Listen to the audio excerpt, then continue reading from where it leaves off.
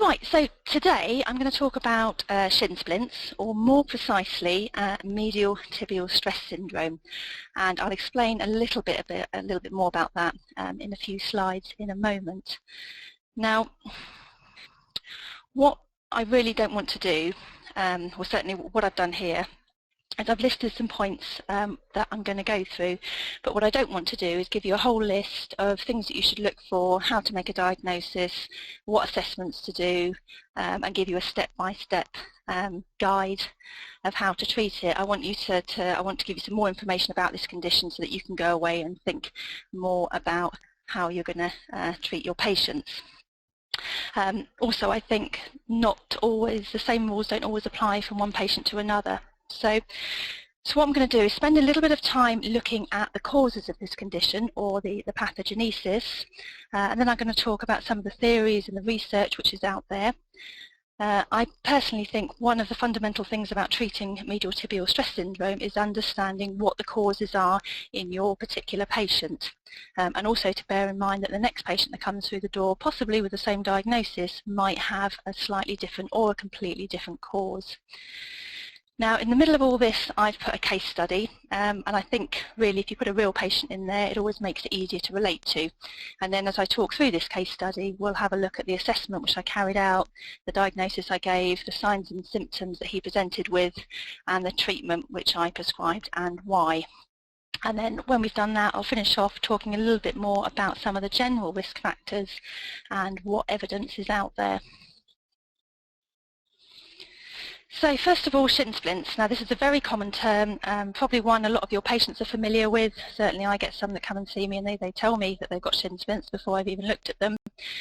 But it is about as precise as saying that your patient has a headache. If they come in with a headache, it could be anything from a brain tumour right through to drinking too much beer the night before. So it's very, very generalised and it doesn't tell us an awful lot. Medial tibial stress syndrome, on the other hand, is a bit more specific. So it was first described in 1982 in a paper by Murbarak and colleagues, and that is now a frequently used term to explain pain which occurs along the posterior medial distal 2/3 of the tibia. So medial tibial stress syndrome is giving you more of a precise description of where they're getting the pain and what the problem is. Now, the trouble with this condition is that there are various different schools of thought out there as to the exact cause or the pathogenesis, and there's also various different papers to back up each theory. So we need to take a step back a little bit and look at the bigger picture.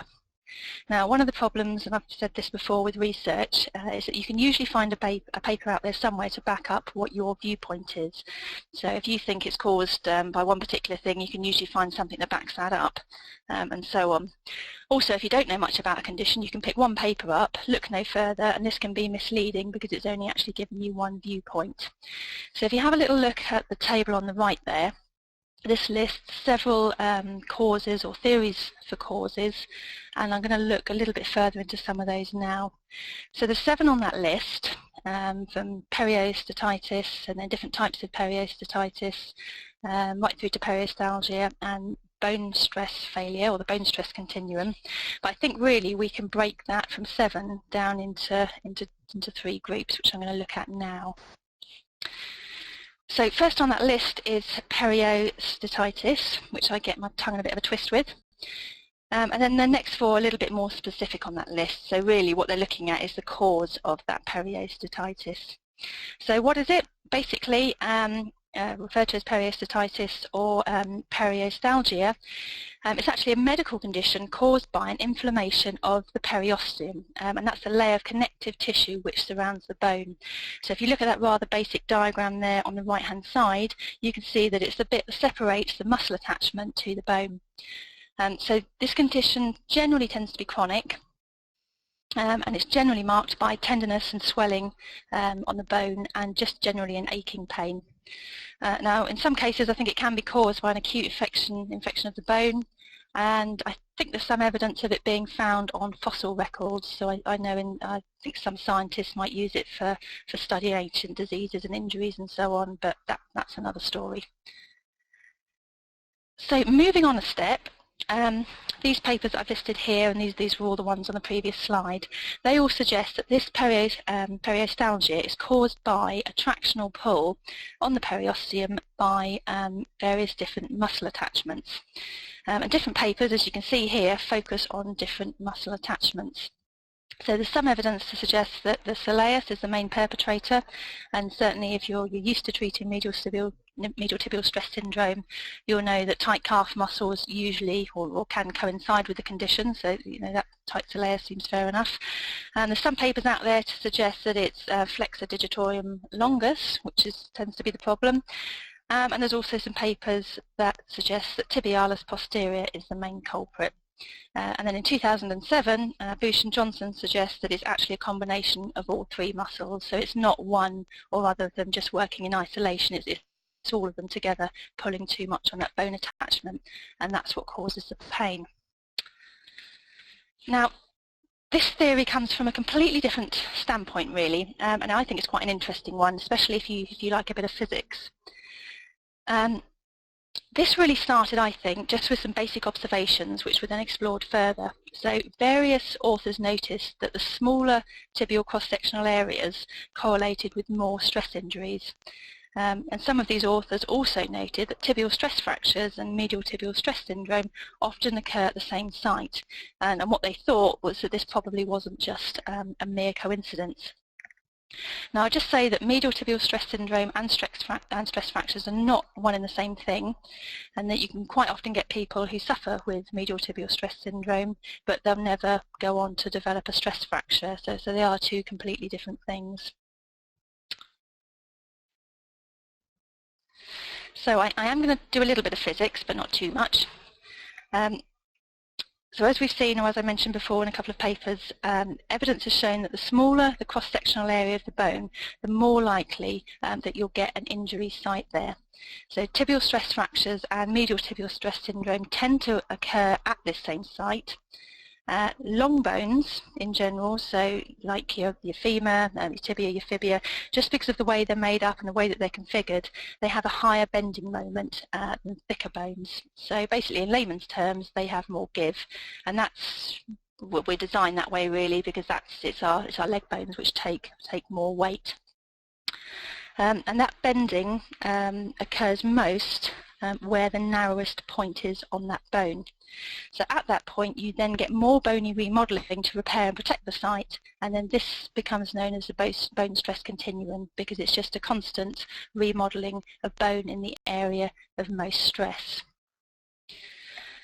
So a bit more physics now, but I do need to mention it because it is going to become relevant a little bit later on when we look at why some people are more prone to medial tibial stress syndrome than others.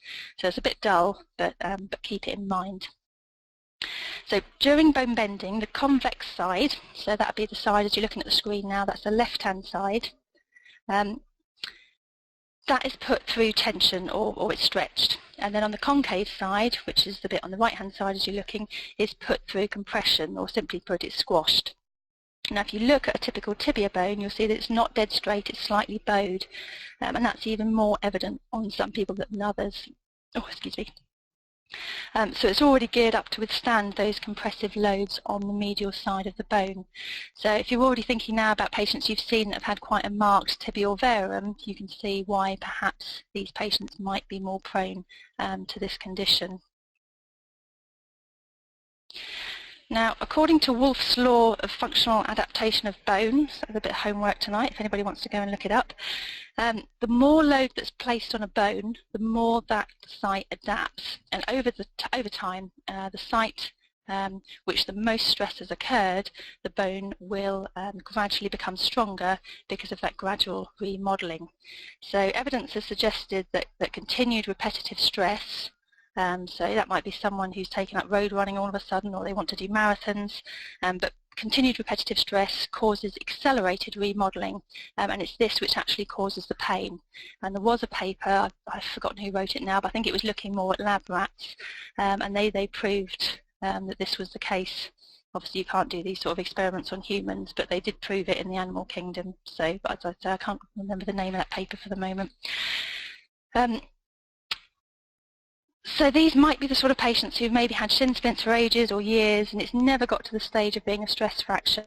It's never got beyond a certain point of pain, and that's probably because the rate of remodelling is just ahead of the stress which they're putting through it. So basically their bodies are just about keeping on top of it, but it hurts at the same time. So I'll leave the science there for a moment, and let's put this into a little bit of context with some real people. Now, when I first started treating patients with medial tibial stress syndrome, this was more in private practice. Oh, somebody can't hear anything. Can everybody else hear me? Or is that just one person? No one else has said they can't hear. Right. Okay, so when I first started seeing patients with medial tibial stress syndrome, it wasn't something I was particularly keen on treating. And I think that was because I never really understood what exactly caused it. I can hear. Yeah, brilliant, thank you. Okay, so that's not me. Thank you. Yeah, okay, so I was never 100% sure what caused it, and now I know I was right to not know what caused it, because there are several different theories out there. But if you don't really know what you're addressing, sometimes I think that can that can certainly make it harder to treat. So this chap here, this is one of many patients I've treated with medial tibial stress syndrome, and I would say that this is probably quite a typical one, and that's why I picked him. And the only thing I just want you to note there is he does have, although he's got quite large calves, you can see he's got quite a marked tibial verum. So let's have a look. Oops, come on. Ah, that's it. So let's have a look at his presenting condition there. So these are the questions I asked, and these are the answers. So he was a 29-year-old policeman, weighed 110 kilos, so not a light chap. He had a 5-year history of diffuse, deep, intermittent pain in both legs along the distal third of the medial tibial border, and he pretty much said this started when he joined the police force.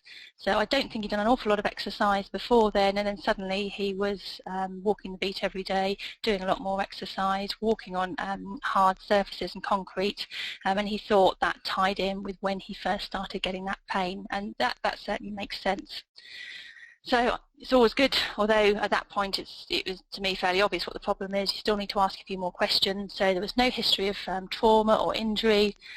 There was a gradual onset of symptoms. He had no history of pins and needles, numbness or lower back pain, because you've always got to think outside the box, think about red flags. Think if there's any back problems going on there. He'd also had no other intervention, medical or surgical, no previous diagnostic imaging. But the other interesting thing to note was when he wasn't walking around in his police boots, he had very thin-soled trainers, and these were what he wore pretty much day to day. So there was absolutely no shock attenuation in there whatsoever. Right, so at this point we've pretty much narrowed it down to shin pain. He's got the problems at the right site. So I asked a few more questions about what aggravated and what eased the pain. And I always think the best way to deal with these patients is to ask as many questions as you can, because patients will always remember, or often remember, something which they may have previously forgotten. So if you keep questioning, sometimes you tend to get a lot more out of them. I always remember the story of a patient who had quite a marked scoliosis in her back, and she was being sent off for surgery, and they couldn't work out what had caused it. And months down the line, she'd completely forgotten to tell them that as a child she'd been on traction because she'd had Perthes disease, and that's how they treated it in those days. So that's what had actually caused it, but she'd completely forgotten to tell the surgeons that. So I don't quite know what happened in the end. So anyway, back to this patient. So aggravating factors, he said everything was okay, just walking normally, but after 20 minutes or so, that's when the pain started to come on. So just a dull aching pain in that tibial area. If he did 10 minutes of fast walking, that would bring the pain on, so half the time there. And if he was running, he could only run for about 5 minutes before the pain gradually came on. He also found that the more he ran, the more the pain intensified, so it didn't ease off or it didn't go away. If he stopped or ceased activity, then it completely stopped. He had no night pain, and the symptoms hadn't really become better or worse over the past 5 years. So he gave it, I think it's always good to do a pain scale, because even if you don't get rid of your patient's pain completely, sometimes you can improve it. So if you give them a VAS analog or some kind of pain scale, then that's a good way of recording how well your treatment's been. So he said it was about 7.5 to 10, it was about 7.5 out of 10 at worst, and at best when he had no pain, obviously that was a 0. So asking everything that I could think of, I pretty much had a good idea it was medial tibial stress syndrome, but then I carried out the following assessment just to rule anything else out. So I looked at ankle joint range of motion, both full range of motion with no pain bilaterally. He had a tight soleus, so I did that with the patient laying prone with the knee flexed. So gastrocs were okay, but the soleus was markedly tight. He had a tibial varum, which we can see that from the photograph, rear foot varus, and when I looked at a gait analysis, he did pronate sort of mildly in late mid-stance, so no pronation, or you couldn't see anything as he stood there, but as he walked, you could see that, and then when he ran, you could see a speeding up of the pronation during late mid-stance. He had an external femoral torsion, internal tibial torsion, but then when I palpated the area, there was absolutely no pain on palpation, and there was no sign of inflammation. So at that point, I pretty much ruled out any likelihood of a stress fracture. The other thing I quite like to do with these patients is get them hopping and jumping around and see if you can reproduce symptoms. So I had them hopping on a double leg and on both legs, doing heel raises, and there was absolutely no difference between left and right. And there was also no pain or weakness bilaterally during or after activity. So this is quite a nice textbook patient, really. Everything was sort of fairly simple and straightforward, and left or led to quite a clear diagnosis. Now, this was my treatment, and this is why I did it. Now, bearing in mind this is private practice and it's not a research lab, so my main aim here is to get the chap better. So rather than doing one treatment at a time, going through a process of elimination and seeing what worked, I mixed it all up a bit and hoped for the best, but obviously keeping it evidence-based at the same time. So I did prescribe him functional foot orthoses, and that was to control that late subtalar joint pronation, and my theory behind that was that if that was causing pulling on the fascia on the periosteum, then that might have might reduce that. The other thing that it may have done was move the ground reaction force. Now I'll talk about that a little bit more in a minute. There's a couple of papers there that back up my reasoning. Soleus stretching, I mean, sometimes I think calf stretches should always go if they've got tight calves anyway, even if you don't think that's causing the problem. I always think a few good stretches never go amiss.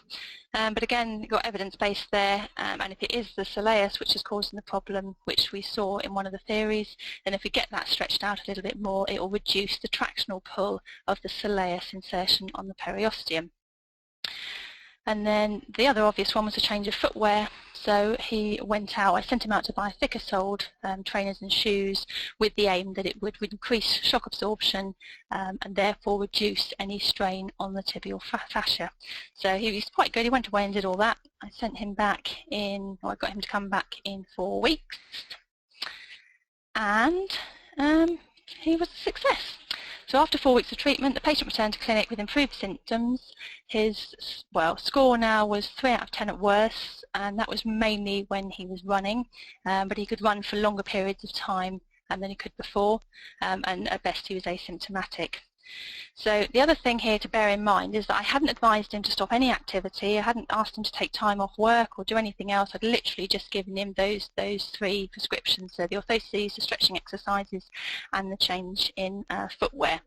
So based on that, I think this is probably a pretty good result, but I honestly couldn't tell you why he got better, whether it was a combination of the orthoses, stretching, and the change of footwear, or whether it was just one treatment which helped more than the other 2. So I'm going to reflect on all of this a little bit more. So first of all, the treatment I chose for this patient was specific to him. So I wouldn't always give these 3 treatments every time I saw someone with medial tibial stress syndrome. I know I said I tend to like giving calf stretches most of the time, but I wouldn't necessarily always prescribe orthoses if they didn't need them. He certainly did have tight soleus muscles, which I did get him to stretch, and this does tie in with the theory that tractional pull on the soleus insertion can be a cause. But just because I identified one tight calf muscle doesn't mean that the others weren't also compensating and causing a combined pull. So I don't know if it was one muscle or whether it was all three playing up there. Regarding the orthoses, he certainly said that he found them comfortable and he felt that they were helping. But it's very difficult to say whether this was because they were decreasing the pronation moment, which then in turn decreased the muscle activity and therefore the tractional pull on the bone, or whether they'd moved the ground reaction force medially, which could have had an effect on the bone bending moment. I mean, I was happy that they were worked, he was happy that they were worked, and there's certainly a lot of papers out there which support the use of orthoses in the treatment of medial tibial stress syndrome. But I don't think that we necessarily understand how they work. And some papers will say that they don't work. And I think often it's because it's very difficult to say how they work. Sometimes I think they don't always work the same on same patients, or on different patients rather, so who knows. So the other thing was the footwear, so it could literally have been something quite as simple as giving him more shock attenuation by getting him to buy better footwear, and I'll come back to that point later. The other thing he did, he bought better footwear for when he wasn't working, but he also got better police boots as well. So I think he'd had just the very basic ones. I've had this as well with people that work in factories, and they're given the cheapest or the basic steel toe cap boots. And then I think if they've got the option to buy better ones, or whether they get prescribed better ones, I think it depends how their work goes. Often you see an improvement just by having a better quality boot, which has more shock absorption. So that's something to bear in mind as well, and that's not just policemen, that's people who have to wear safety boots for work. So let's revisit a little bit of what we looked at earlier and compare it with some of the stuff that we already know. So we know through the research that if we lower tibial torsions, be it with orthoses or footwear or whatever other treatment modality you've used, this can lead to a reduction in running injuries, and there are a lot of papers out there that will support that. We know that not all patients with medial tibial stress syndrome go on to develop shin splints, and that fits with the theory of the bone remodelling. So it could just be that the repairing process in the case study, which I've looked at here, that his tibia were occurring rapidly enough to accommodate ongoing tibial loads without further damage or stress fractures. So basically for the 5 years he'd be doing a certain amount of work which caused a certain amount of remodelling, but he never went past that certain point of it then progressing to something worse or getting a stress fracture. And then if we think a little bit further out of the box, it's commonly accepted that medial tibial stress syndrome is far more common in running activities. So whether it be someone that just does running or marathons, or whether it's someone who's in the army and they have to do running as part of their training regime, or whether it's somebody who's in a job like, for argument's sake, the police force, where they might have to run. Anything which involves running, you tend to see more of this condition. You don't tend to see it in people who sit in front of the telly all day and don't do a lot of activity. So if you think about how we run, as your foot hits the ground, and I'll show you a picture in the middle, you increase, in a minute rather, you increase the tibial varum angle in a running gait. So if you look at the picture there, if you look at the image on the right, you'll see that as the lateral heel comes into contact with the ground, it's at a greater varus angle when we run than when we walk. So because of this, the ground reaction force is more lateral, or more on the outside relative to the midline of the body, whereas normally if they were just walking it would be closer to the middle of the heel. So technically speaking, the more lateral the ground reaction force is, the greater the leverage, and so therefore the greater the bending moment will be on that tibia. Now if we think purely in engineering terms and just forget all about the muscle attachments just for a moment, if we put a medially posted orthotic under this foot, what it will do is it will effectively bring the ground up to meet the foot, and then this will cause the ground reaction force to move more medially, which will in turn reduce the bending moment. So that's just food for thought, really. So while a lot of papers out there show that foot orthoses help patients with medial tibial stress syndrome, if you've looked enough, you'll know that you'll also, for every paper you find that says it does help, you'll probably find another one which says that they don't help. So I think it could well be that the papers which say they don't help may well be looking more at muscle activation rather than moving the ground reaction force. So like I said, I've really put that slide in there just as a bit of food for thought. And if you've got patients who are running, or if you've got patients with more of a tibial varum angle, then this might be something to bear in mind. Now, if you are interested in medial tibial stress syndrome, and as I said earlier, I became interested in it just because I was rubbish at treating it, and when I did have success, I didn't know why, and when I didn't have success, I didn't know why either, so that's why I started reading a lot more up on it. If you are interested, these are, the next two slides are two very good papers which are worth having a look at. So the first is by Moen, who's written in 2009. And basically it's a critical analysis of pretty much every paper which was written on the topic between 1966 and 2009. And they've looked at the etiology, the histology, patient examination, risk factors, therapy, prevention of the condition, just about everything that they could possibly get under that umbrella. Now it's a very comprehensive paper, and they've used a very good methodology to score, I think it's about several hundred papers they've looked at. And interestingly, what they found was that only shock-absorbing inlays showed any reduction in the incidence of medial tibial stress syndrome.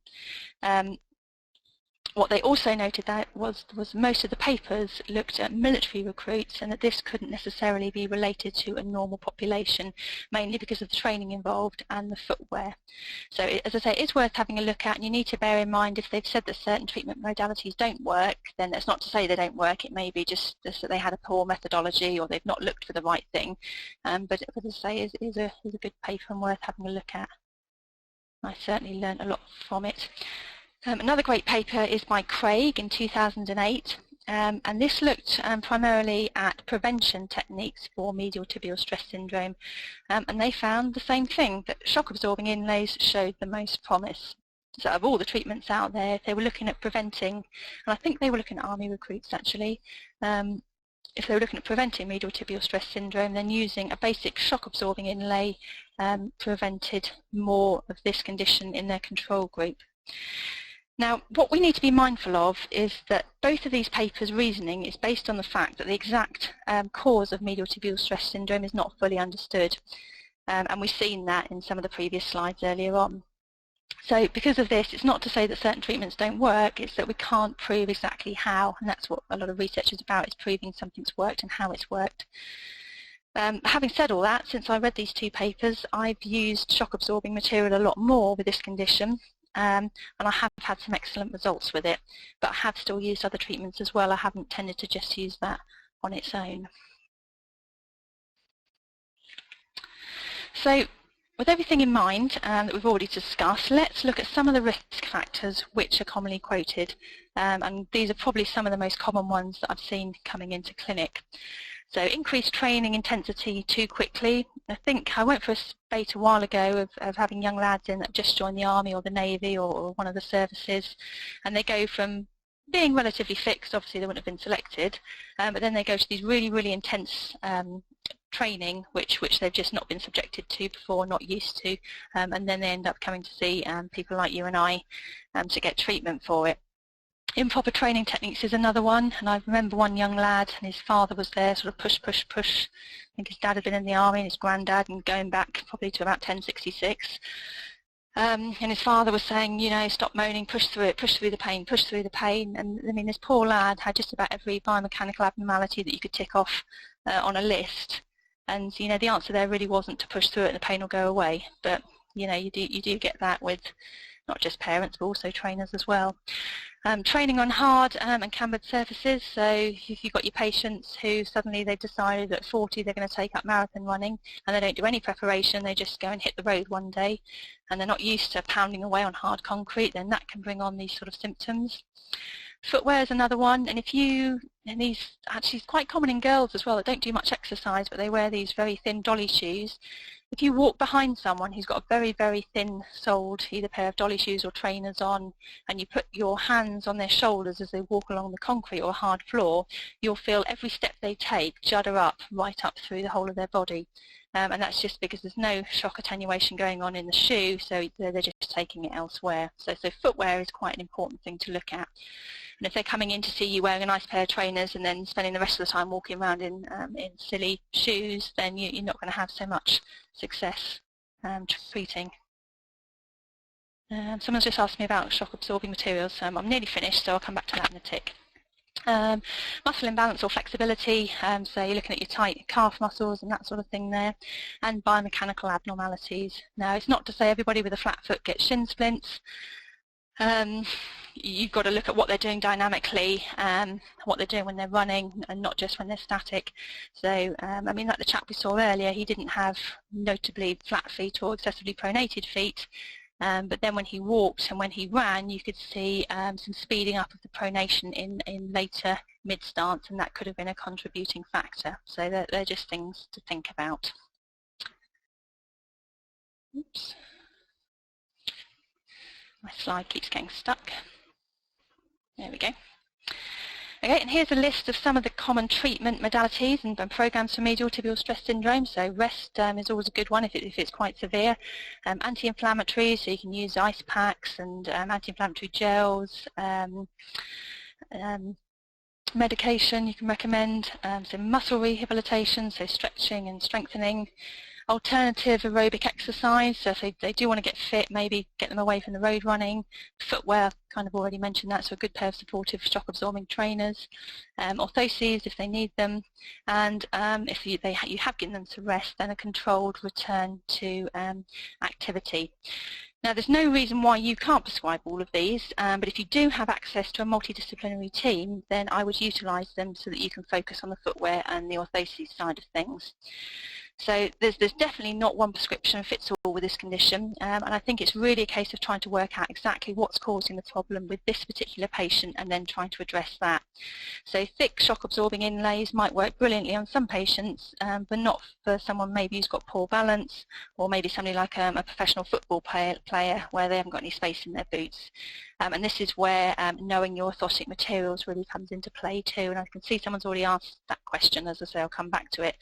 But sometimes you feel materials and they all feel soft and squidgy and shock absorbing, but something like soft density EVA isn't going to cut it compared to something like AstroShock or Poron.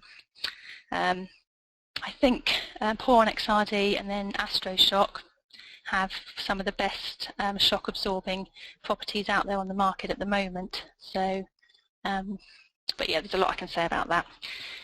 Anyway, right, where was I? Yeah, materials. I think as well, and I said this about a multidisciplinary team, if you've got a couple of different clinicians working on a patient and you're both badgering them about doing their exercises and wearing their orthoses and their footwear and their rehab, I've certainly noticed they tend to be a little bit more compliant because there's two of you singing the same or telling them the same things, so sometimes they tend to believe you a bit more. Not that patients never believe us, of course.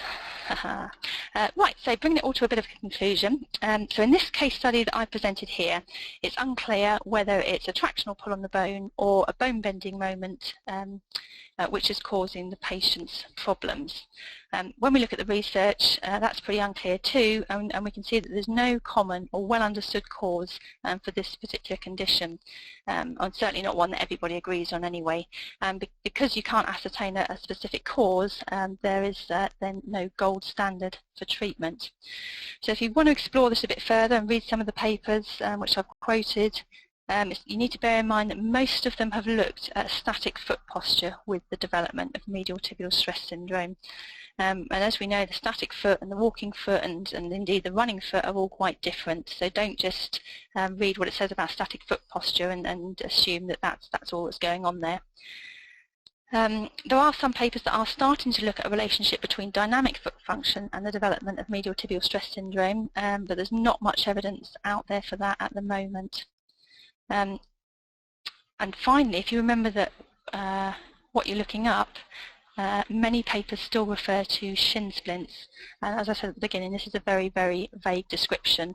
So one shin splint could be one thing and one shin splint could be another thing, and you're not necessarily looking at medial tibial stress syndrome. So I hope this presentation has given you a little bit more insight into the condition. As I say, do fire away with questions in a minute. I certainly found that knowing more about the theories behind what caused it helped me make better clinical judgments when it came to the treatment, because you can relate it to the signs and symptoms that your patients have come in with. I also think it's important to remember that orthoses don't necessarily work for every patient, and sometimes they don't always work on the first prescription. But if you question and assess your patient thoroughly, ask as many questions as you can normally get some very good results just by working through the thought process and relating them to some of those theories. So there's a list of references there. I don't expect you to write all those down immediately. But if you go on the LBG website later on, then they will upload this webinar, so you can go through it a little bit slower or in your own time, and you can get those references. So I've got questions popping up. Let's have a look and see what we've got. Is EVA a shock absorber? Not really. It tends to bottom out. Medium density EVA is better than soft density. Soft density feels lovely to start with, and then it just squashes. But it's an open cell foam, and it doesn't have good shock absorbing properties. People tend to use it in health services because they tend to have stocks of it because it's cheap. But if you really want it for shock attenuation, then I would use something else. What about using heat in treatment? Yep. I haven't tended to do that, but only because I worked with a physio and I kind of tended to leave that stuff to him. Does it affect stability too much? It can do, but then it's difficult to tell what the stability was like beforehand. I mean, I tend to assess that by getting patients to stand on one leg and just assessing. You can either do that if you've got a forced platform, you can measure it technically, but you can just do it with the eye as well. But I would say it's difficult to say, does gel affect stability too much? Sorry, I missed the gel bit there. It can do, especially in older patients, because they feel more unstable. So because they move about, if you've had someone that's maybe had a hip replacement or something, or someone a bit older, it's not always the best thing to use. What orthoses type style did you use for your police officer? I had custom-made ones made for him, and I used a strong polypropylene because it had a little bit of give in it, so I didn't use carbon fibre. And what did I use? I did put a pour-on cover on the forefoot on there, but I tried to get most of the shock absorption through his shoes. Otherwise, the more you put in the shoe, the more it bulks the shoe up, and then the more problems you get as a result. What is the foot?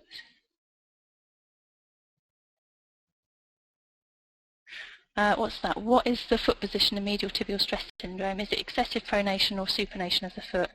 I've seen both. So sometimes they're pronated, sometimes they're supinated, or sometimes they look absolutely normal and they excessively pronate, or the speed at which they pronate happens more often or quicker as they're walking or running. So you can't say a pronated foot will cause medial tibial stress syndrome, and you can't say a supinated foot will. I think the thing with supinated feet generally is they tend to be more rigid, so you probably would have more of a problem with shock attenuation. So they might be the sort of patients that rather than casting them for foot orthoses, you might look at simple insoles which have a good shock absorbing factor. What material would you use for the insole? AstroShock and Pour and XRD. If you're just using material for an insole, so you're not combining it, oh, excuse me, a glass of water. Oh, I'm wearing my own voice out here. Yeah, if you're just using a material, then yeah, go for AstroShock or Pour and XRD. They're great materials. Also, if you cover them as well with a thin layer of something, be it EVA or a piece of champy, or it doesn't really matter what, but it tends to protect the top cover so it lasts for longer as well. What is the amount of medial elevation? Don't understand that question, sorry.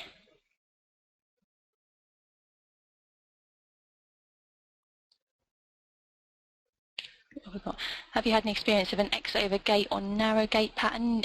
Yes, I have, but not necessarily to do with medial tibial stress syndrome.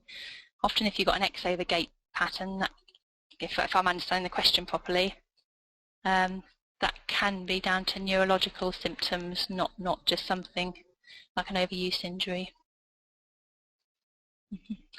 How do you spell astroshock? Exactly as you've put it, but instead of having an A, you have an O, so it's astroshock. Yeah, crossover gait.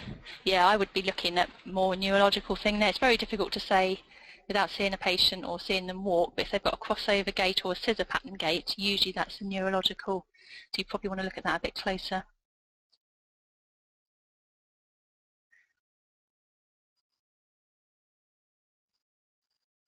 Normally how fast does medial tibial stress syndrome resolve? Completely depends on the patient. I generally, as a general, very vague rule of thumb, I tend to find the longer patients have had an overuse injury, be it something like plantar fasciitis, medial tibial stress syndrome or whatever, the longer they've had it, the longer it generally takes to resolve. If they've come and seen you instantly and you can deal with things instantly, normally you can resolve it quicker.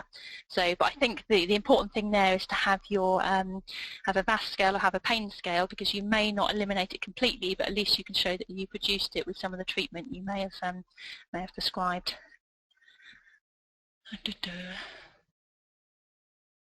Does a thin cover of Yampi EVA actually reduce the shock absorbance of poor one? No, it doesn't. As long as it's thin, no, it won't. And as long as it's reasonably stretchy as well. So if you put a very rigid material on there, like, or something that doesn't stretch, like, I don't know, something that's got no give, then that might stop it. So you need something that's got a little bit of stretch on there. So it really doesn't matter what it is. All it's literally doing is acting as a protective cover. Yep, dry needling, acupuncture. That is really good for medial tibial stress syndrome. I did a bit of acupuncture a few years ago, but I'm not confident with doing it, so I tend to leave that to the physio. But yeah, they physios have certainly had some, and podiatrists as well, but I know I've certainly had some very, very good results with that.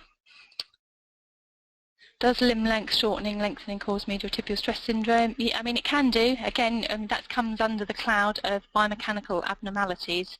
So I think anything which alters your basic biomechanics can cause problems elsewhere. It's a bit like having a car where you balance, where your tyres aren't balanced properly. I mean, some people will be absolutely fine for years and years and years, and other people, eventually it will bring on some kind of overuse injury of some sort, be it in the shins, the knees, the hips, the backs, the feet, or whatever. So shockwave therapy, again, that's something I'd probably let the physios deal with. I don't know if there's any physios listening here, but yeah, that probably would help. Is it recommended for medial tibial stress syndrome? I don't know if there's any contraindications or whether you should or shouldn't, so I wouldn't like to say either way with that one, but I certainly know it has been used. Is there any good evidence for the effect of dry needling? I don't think so, not that I've come across. I would recommend that you look for that Moen paper. So it's Moen, which is M-O-E-N, 2009. And that really is a bit of a sneaky paper because it saves you reading all the other papers that were written between 1966 and 2008. So if you read that paper, I'm pretty sure there is a small section on there about dry needling, and it will tell you what they thought of that. It could well be that the methodologies weren't particularly good, but have a read. And then it will list the papers in that paper, and then you can go and look them up separately. So there has been something written about it. I certainly wouldn't think that would be your first approach for treating the condition.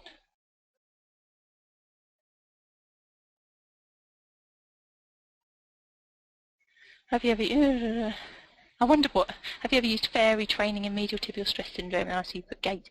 Have you ever used gait retraining? I have, but not particularly commonly, if I'm honest. So, but it's certainly something you could try. I tend to get more results really. Footwear is probably the biggest thing. Footwear and looking at their training. Myofascial release therapy could be considered, yep, certainly, especially if in your patient it is caused by the pulling on that fascia. That certainly could help. If it's caused by the bone bending moment, then probably not. What's the best evidence-based treatment for medial tibial stress syndrome? Well, as you saw from the papers, the one that gets the most thumbs up is the shock-absorbing insoles, but that's just because some of the papers written about some of the other treatments haven't been written particularly well. That's not to say they don't work. Yeah, I'm not a fan of neutral footwear or motion controlling footwear, only because the evidence out there keeps changing, and it's a bit of a source of debate. So again, it's another one of those things where you get lots of publicity because they're trying to sell motion controlling footwear and neutral footwear, and then everybody comes up and says, well, it doesn't work. I think everybody's different, and certainly those things can work well for some patients, but I don't think you could use it or refer to it for treating everyone. Some people wear neutral footwear and never get any problems, and other people end up coming into your clinic with more problems than they never realised it was possible to have. So I think you need to proceed with caution with that kind of thing. What would be the ideal shock absorbing footwear so far? I guess a decent pair of thick soled trainers. Something certainly with a thicker sole. I'm not going to mention makes and names because, again, I think some patients will work or get on very well with certain makes of trainers, and other patients will get on very well with others. There's so much on the market now, and they all claim to be the be-all and end-all and the perfect shoe or the perfect trainer. But we're all very unique and we're all very different, so there isn't a one-size-fits-all. And I think that's where it comes to properly assessing your patient and questioning them a lot and seeing what you think is the best treatment modality for them.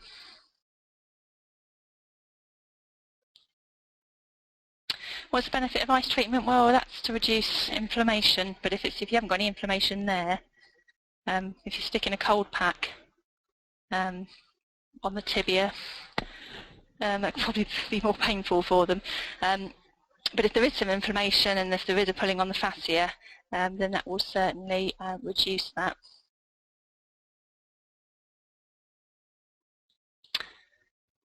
What muscle imbalances should we check for, and which other muscles to be tested? Main ones I would say there, tightness in the soleus, and then look at the strength. So look at your dynamic range of motion and the passive range of motion at your ankle joint. And then look at your flexor digitorum longus and your tib post muscles. So they're the three that are specifically mentioned in the research, and you can do that just by comparing left to right. You can get them to put a force on your hand to see how much they're pushing with, so you can see how much strength is in there, and there might be an imbalance between left and right. But probably in my experience, the one that seems to come up the most is a tight soleus, and that's the one you test by bending the knee so that you release the gastrocnemius.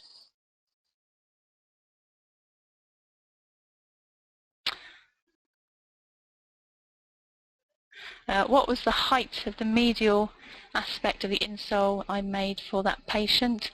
I can't remember now. I think I put a 4-degree medial post on there, so it wasn't a massive amount. Yeah, it was about 4 degrees. And really, I think that worked by changing the ground reaction force, especially when you look at the tibial verum on that patient. Do you manipulate the ankle in your patients? No, but I should do, and that's on my list of things to do one day, because I've heard lots of good things about ankle joint manipulation. So the physios do, but it is something that I should do, really. How often do you see medial tibial stress syndrome? It comes in fits and starts, really. I mean, when I first started in private practice, I didn't see anything for ages, and then I just got this stint of young lads joining the army that had all come along.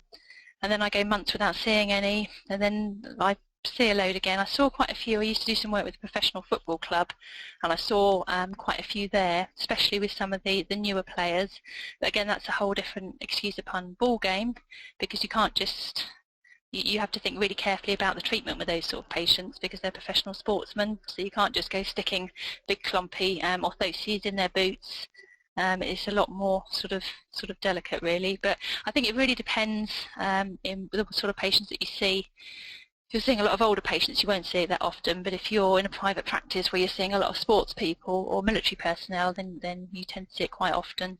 So, as I said, the reason I got interested in it and started reading the papers was because I started having more and more referrals. So.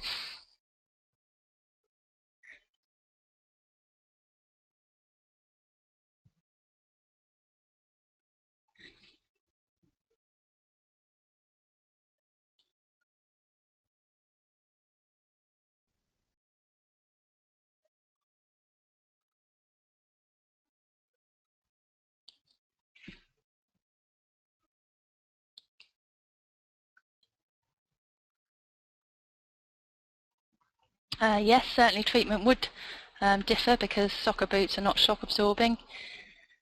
It's very, very difficult with football boots because they're the last thing you'd want someone to wear, practically speaking, but this is their livelihood, this is what they do for a living, and if you get a bigger, more shock-absorbing soccer boot, then they're going to have less ball control, so they're not going to play so well, and that has an effect on them and their livelihood and the club's livelihood, so there's a whole load of other things to think about with that. So certainly with soccer boots, I've tried putting in sort of thin layers of things like Poron or Astroshock, and then just building up slowly as they can tolerate it, or sometimes just putting a little heel cushion in there with a shock absorbing insert, or just cutting off a little piece of medial wedging if I want to reposition the heel.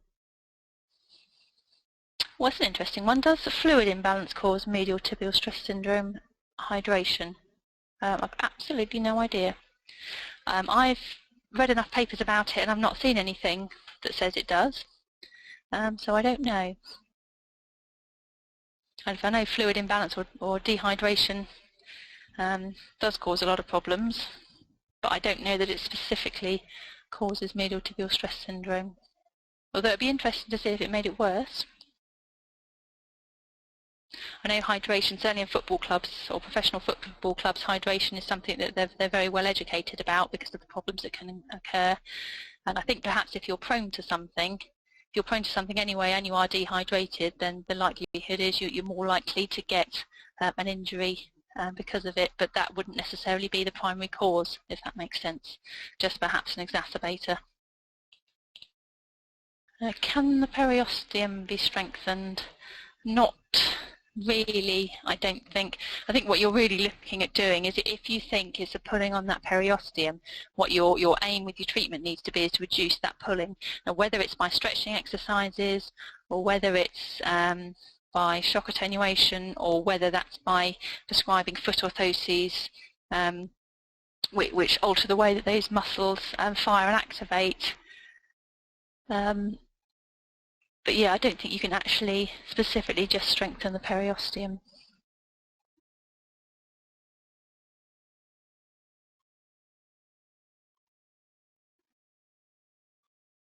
That's an interesting one. Does weakness of anterior compartment muscles cause medial tibial stress syndrome? Now, I always thought that it did. And before I looked into this a lot, that was what I thought caused medial tibial stress syndrome. But again, if you read the papers and look at the research, there's not much out there about the anterior muscles having a causative effect. It really is basically your posterior muscle compartment.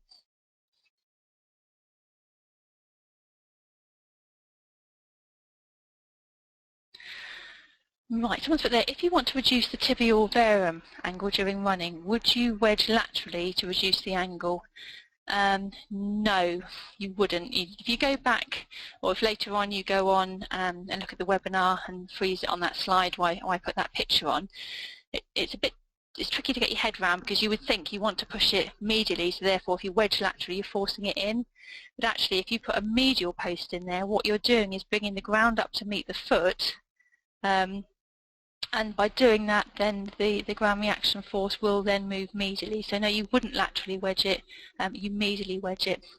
But you do have to think about that a little bit, because as I said, the most obvious thing is if you push something one way, it'll move it one way.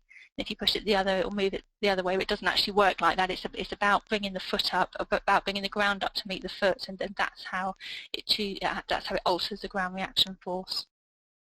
I think if you laterally wedged it, you'd probably end up causing all sorts of problems. So.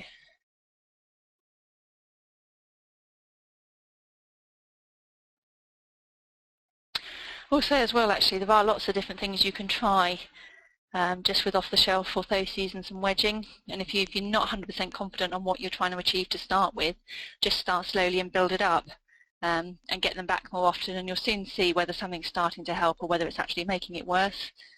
And I've certainly seen patients where they look, I use the word normal, but you can't see any biomechanical abnormalities sort of that obviously, but maybe there's something a little bit minute, or maybe it's something that needs a little bit of tweaking. And those patients can be quite fun to work with as well, especially if they've been around the houses and seen everyone else and no one's managed to treat the problem at all. But as I say, don't be afraid to try things slowly. to start with.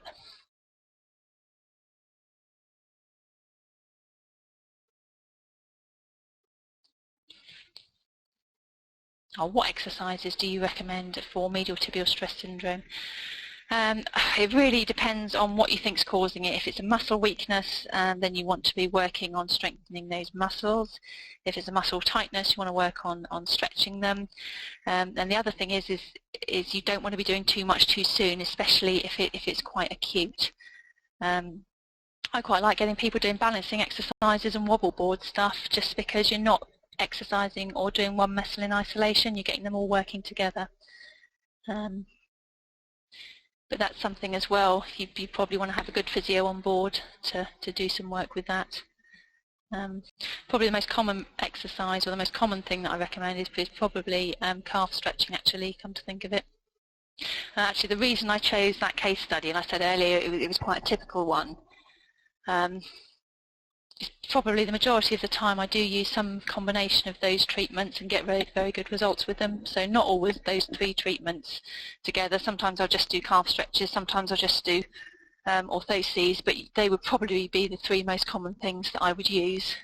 So I would do exercises sometimes, but not usually on their own, and probably not as common as the stretches. Right, folks, I'm going to call it a day now. So good luck with treating your medial tibial stress syndrome, and hopefully some of you will join next time I have a webinar. Okay, see you later, folks.